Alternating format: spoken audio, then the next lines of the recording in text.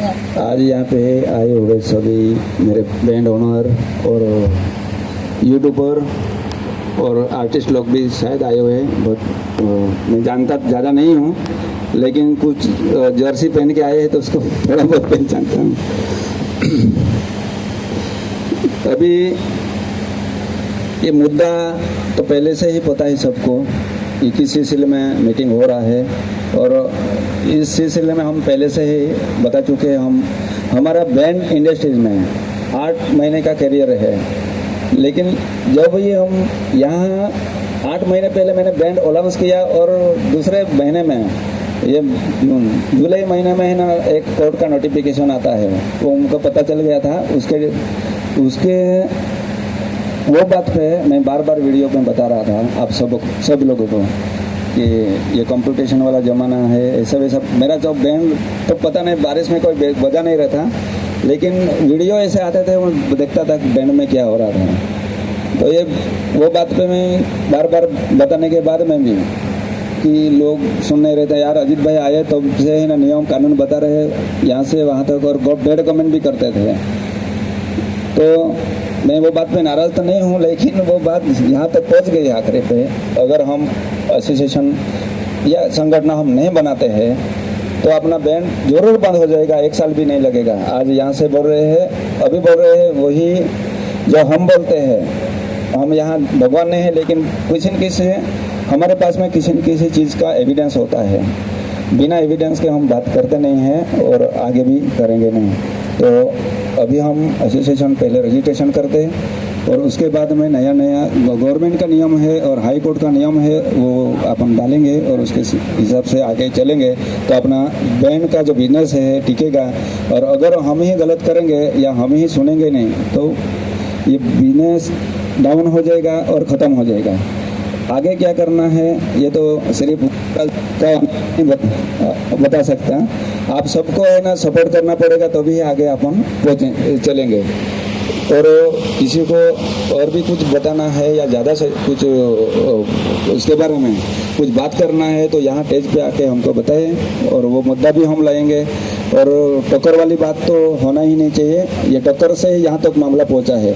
दूसरा कोई भी बात नहीं, टाइम का भी रिटेकेशन नहीं था पहले। ये टक्कर वाली बात में अपन थोड़ा यहाँ तक पहुँच गए हैं।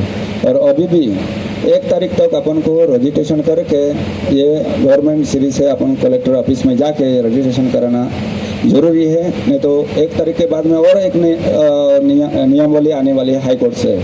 तो आप जितना जल्दी हो सके इतना पेपर वर्क करके हम बताएंगे आगे क्या करना है यूट्यूब के माध्यम से। और सभी यूट्यूबर को भी मेरे तरफ से सजेशन है कि आप लोग भी कृपा करके ऐसा वैसा वीडियो मत डालो। आपको चंद डॉलर मिलता है, मुझे मालूम है आपको कितना डॉलर मिलते हैं, बहुत कुछ कम पैसा मिलता है। आप इतने मेहनत कर रहे हैं और टक्कर बात ऐसा करके थंबनेल लगा देते हैं, मतलब नहीं होता है। एक गलत संदेश के वजह से है ना बैंडिट इतना सारे लोगों का बेरोजगार हो जाएगा। तो आपको मैं नाराज़ करना नहीं चाहता हूँ, लेकिन आप भी कंट्रोल में रहे और हम खुद भी कंट्रोल में रहे, वो हमारे तरफ से आप सबको निवेदन है। इतना ही और हम मेरे 2 शब्द बोल के मैं समाप्त करता हूँ।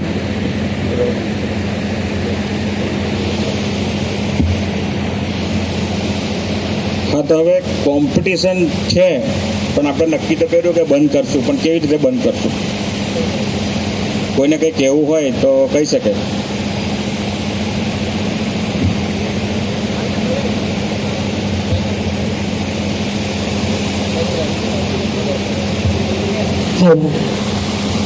જે કાલે જે વિડીયો મૂક્યો હતો આના માટે કે આપણે 23 તારીખે જે ભેગા થવાનું છે, તો જે કોમેન્ટ જે હતી નીચે એમાં એવું બી હતું કે તમે કેવી રીતના ડિસાઇડ કરશો કે ટક્કર થશે કે નહીં? માલિક તમને કહેશે કે ટક્કર કરવાની જ છે તો કરવું પડશે, પણ એવું છે કે આપણે જે આપણું જે એસોસિએશન એમાં જ આપણે નિયમ એવો રાખીએ કે અમે એક બીજા બેન્ડ જોડે ટક્કર નહીં કરીએ.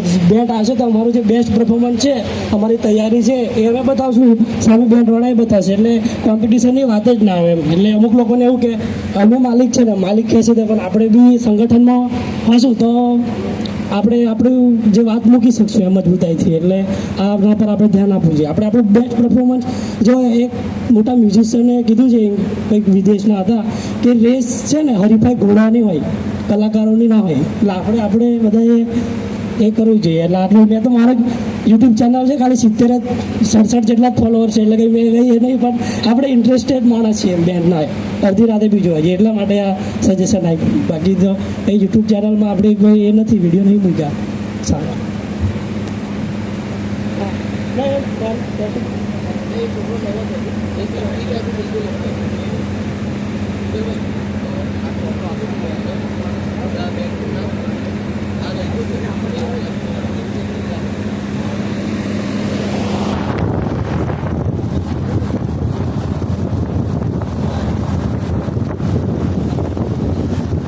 હવે એક આ ડિટેલ છે એ આ ચોપડામાં બધા પોતપોતાની રીતે નંબર આવે એમ પ્રમાણે ભરી દેજો.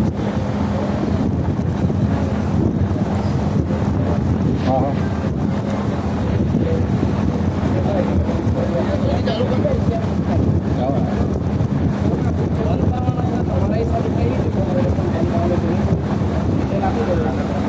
હવે અમે એવું નક્કી કર્યું હતું કે કોમ્પિટિશન આપણે બંધ કરશું તો કેવી રીતે કરશું એમ. તો કે અમારા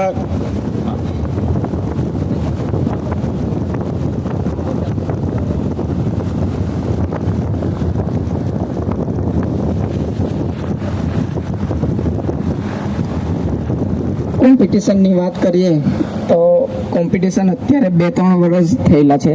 કોમ્પિટિશન આવ્યું છે. તમે 4-5 વર્ષ પહેલાં કે 5-6 વર્ષ પહેલાં જોયું હશે, એક બેન્ડ આટલે તો એક બેન્ડ ત્યાં, વચ્ચે પબ્લિક એન્જોય કરતી હતી. પોતપોતાની બેન્ડ, જે બેન્ડ 2 બેન્ડ તો આમને સામને હોય તે પરફોર્મન્સ આપીને જતી રહેતી હતી, નહીં કે એકબીજાને સાથે ચોંટાડી દે. જે પહેલાં ચાલતું હતું તે રીતે કરશો તો કોમ્પિટિશનની વાત જ નથી આવતી. આ રિયાલિટી છે.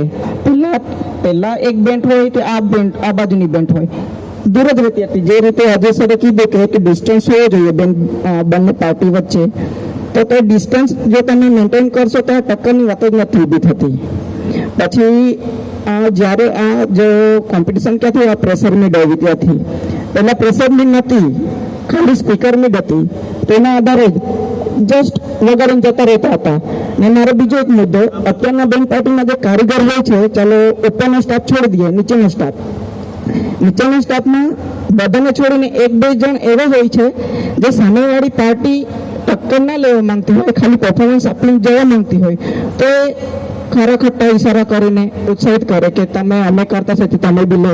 તો પછી એકબીજાને જોઈને છે ને પેલાને બી ઉત્સાહ મનમાં થાય કે અમને આવું કરી બતાવ્યું છે તો અમે કરી બતાવીએ. તો જો કારીગર લોકો બી સમજશે ને તો ટક્કરનું કંઈ આવતું જ નથી.